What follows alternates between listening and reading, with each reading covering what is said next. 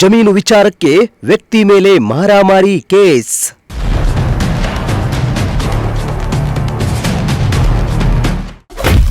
ಸ್ಫೋಟಕ ತಿರುವು ಪಡೆದುಕೊಂಡ ಭೂ ವಿವಾದ ಪ್ರಕರಣ.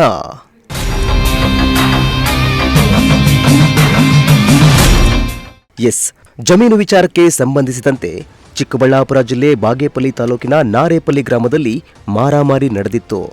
ಯುವಕನ ಮೇಲೆ ಶಿವಾರೆಡ್ಡಿ ಬೆಂಬಲಿಗರು ಗ್ಯಾಂಗ್ ಕಟ್ಟಿಕೊಂಡು ಬಂದು ಮನಬಂದಂತೆ ಹಲ್ಲೆ ಮಾಡಿದ್ದು, ಈ ಪ್ರಕರಣಕ್ಕೆ ಸಂಬಂಧಿಸಿದಂತೆ ಪೊಲೀಸ್ ಠಾಣೆಯಲ್ಲಿ ದೂರು ದಾಖಲಾಗಿ ಶಾಸಕರು ಕೂಡ ಈ ಪ್ರಕರಣಕ್ಕೆ ಎಂಟ್ರಿಯಾಗಿದ್ರು. ಇದೀಗ ಈ ಭೂ ವಿವಾದ ಸ್ಫೋಟಕ ತಿರುವು ಪಡೆದುಕೊಂಡಿದೆ.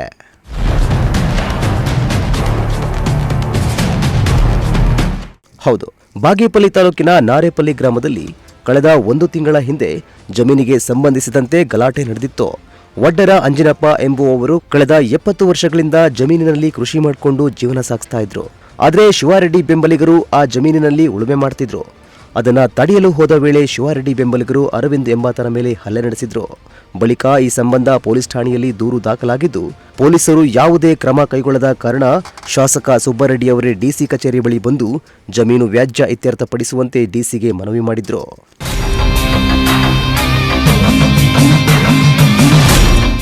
ಇದೀಗ ಜಮೀನು ವಿಚಾರಕ್ಕೆ ಅಂದು ಪೊಲೀಸ್ ಠಾಣೆ ಮೆಟ್ಟಿಲೇರಿದ್ದ ಈ ಪ್ರಕರಣದ ಹಿಂದೆ ದೊಡ್ಡ ಭೂ ಹಗರಣ ನಡೆದಿದೆ ಎಂಬ ಗಂಭೀರ ಆರೋಪ ಕೇಳಿಬಂದಿದೆ. ಇದೀಗ ಅನುಭವದಲ್ಲಿದ್ದ ಜಾಗವನ್ನ ಏಕಾಏಕಿ ಭೂಮಾಫಿಯಾ ಲಪಟಾಯಿಸಲು ಮುಂದಾಗಿದೆ. ಸರ್ವೆ ನಂಬರ್ ಅದಲು ಬದಲು ಮಾಡಿ ಇಲ್ಲದ ಹೆಸರಿನ ವ್ಯಕ್ತಿಯನ್ನ ಸೃಷ್ಟಿಸಿ ಅಕ್ರಮವಾಗಿ ಖಾತೆ ಮಾಡಿಕೊಡಲಾಗಿದೆ ಎಂದು ಸಂತ್ರಸ್ತ ಕುಟುಂಬಸ್ಥರು ಆರೋಪಿಸಿದ್ದಾರೆ. 22 ಸರ್ವೆ ನಂಬರ್ ನಾರೇಪಲ್ಲಿದು 61 ಹೊಸದಾಗಿದೆ. ಅದರಲ್ಲಿ ಗಾರ್ಮೆಂಟ್ಸ್, ಬಾರು, ರೆಸ್ಟೋರೆಂಟ್, ಮೇ ಬ್ರಿಡ್ಜ್ ಬಾಡಿಗೆಗಳಿಗೆ ಅಂಗಡಿ ಕೊಟ್ಟಿದ್ದಾರೆ. ಸುಮಾರು ಒಂದು 10 ವರ್ಷದಿಂದ ಗಾರ್ಮೆಂಟ್ಸ್ ನಡೆಸ್ತಾ ಇದ್ದಾರೆ ಅವರು. ಅದು ಯಾವ್ದೋ ಶಿಗ್ನಾಯಕನ ದಿನ್ನೆ ಪತ್ರ ತಗೊಂಡು ಬಂದು ಇಲ್ಲಿಗೆ ಅಟ್ಯಾಚ್ ಮಾಡಿಬಿಟ್ಟು ಮಾಡ್ತಿದ್ದಾರೆ. ಅದು ಡಾಕ್ಯುಮೆಂಟ್ಸ್ ಎಲ್ಲ ಫೋರ್ಜರಿ. ಇದು ಡಿ.ಸಿ ಸಾಹೇಬ್ರ ಗಮನಕ್ಕೆ ತಂದಿದ್ದೀವಿ, MLA ಸಾಹೇಬ್ರಿಗೆ ಹೇಳಿದ್ದೀವಿ. ಡಿ.ಸಿ ಸಾಹೇಬ್ರು ಇಲ್ಲಿಗೆ ಬಂದಿದ್ರು, ಬಾಗೇಪಲ್ಲಿಗೆ ಬಂದಿದ್ರು ಸಹ ಇದುವರೆಗೂ ಅದು ಸರ್ವೆ ಮಾಡಕ್ ಬಂದಿಲ್ಲ. ಮಾಡ್ತಿರೋದು ಶಿವಾರೆಡ್ಡಿ ಅನ್ನೋರು ಮತ್ತೆ ತಹಸೀಲ್ದಾರು ಇದರಲ್ಲಿ ಇನ್ವಾಲ್ವ್ ಆಗಿದ್ದಾರೆ ಸರ್.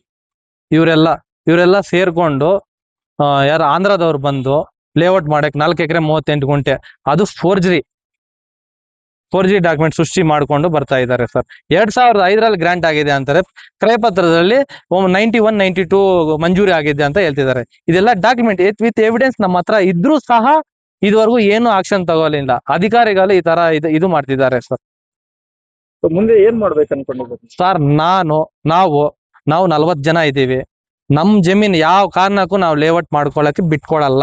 ಇನ್ನು ಇಡೀ ಪ್ರಕರಣದಲ್ಲಿ ಬಾಗೇಪಲ್ಲಿ ತಹಶೀಲ್ದಾರ್ ಮನಿಷಾ ಮಹೇಶ್ ಪತ್ರಿ ಅವರ ನಡೆ ಹಲವು ಅನುಮಾನಗಳಿಗೆ ಎಡೆಮಾಡಿಕೊಟ್ಟಿದೆ.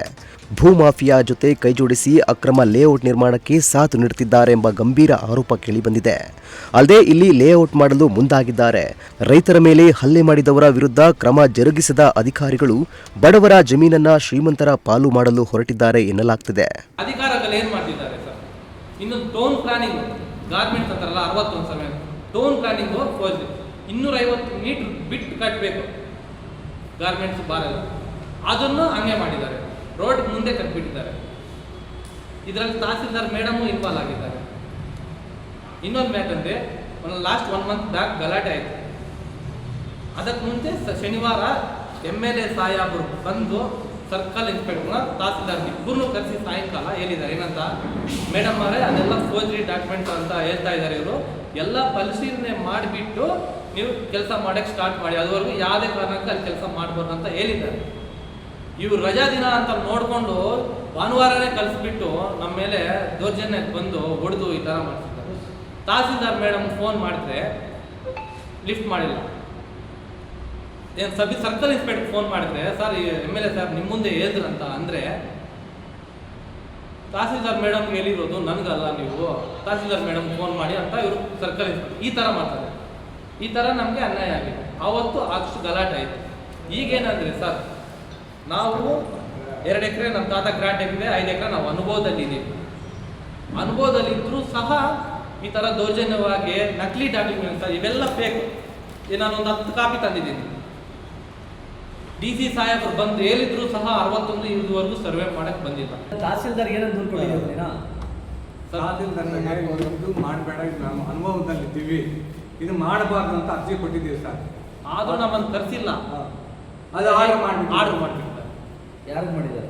ಗ್ರೀನ್ ಸಿರಿ ಅವರು. ಇದೀನಿ ಸರಿ ಅವರು. ತಹಸೀಲ್ದಾರೇ ಮಾಡಿದ್ದಾರೆ. ನಾವು ಅರ್ಜಿ ಹಾಕಿದ್ದೀವಿ ಈ ಥರ ತಕರಾರು ಇದೆ ಅದು ಮಾಡಬಾರ್ದು ಅಂತ, ಆದರೂ ನಮ್ಮನ್ನು ತಹಸೀಲ್ದಾರ್ ಕೋರ್ಟ್ ಕರೆಸಿಲ್ಲ, ಏನು ಇಲ್ಲ, ನಮ್ಗೇನು ಇನ್ಫಾರ್ಮೇಶನ್ ಇಲ್ಲ, ಅವ್ರಿಗೆ ಮಾಡಿಬಿಟ್ಟಿದ್ದಾರೆ.